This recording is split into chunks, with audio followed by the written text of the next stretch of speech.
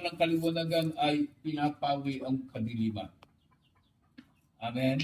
Amen. At ang kaliwanagan ay parang ine-expose everything that is hidden from the dark.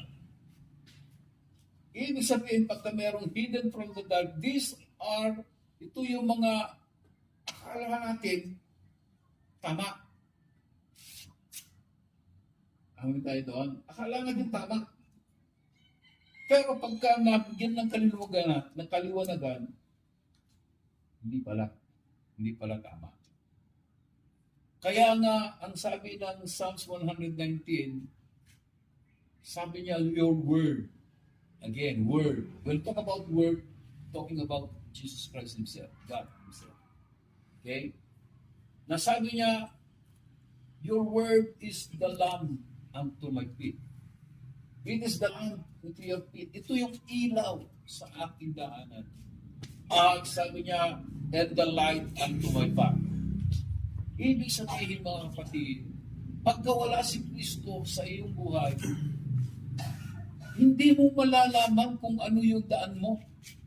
Na akala mo tama, kung na pala yun, ito'y butas na malalim na pala, kapakamakan na pala. Bakit? Kasi itong mundong ito, ang naghahari o prinsipe ng mundong ito ay ang diablo. When we talk about prinsipe ng kamunduan, ito yung sistema ng mundo. Ano ito mga sistema ng mundo? Akala natin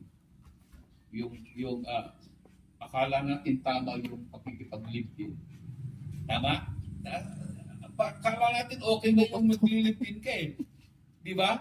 Yan ang mundo eh. Pero hindi tama. Pagka dinaanan ka ng salita ng Panginoon, hindi pala tama yun. Okay? Ano pa yung mga kamunduhan?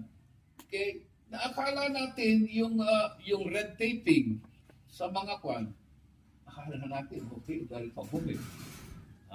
Pero hindi pala. Okay? Akala natin yung pagsisinungaling, parang lang yun, para bang ang asabi natin ay palamuti ng dila. Yung pagsisinungaling. Pero hindi pala tama. So ang dami natin, akala natin na yung nagbabari-bari apo ka. Sino ito yung bari-bari apo ka? Amoy ate bari-bari apo?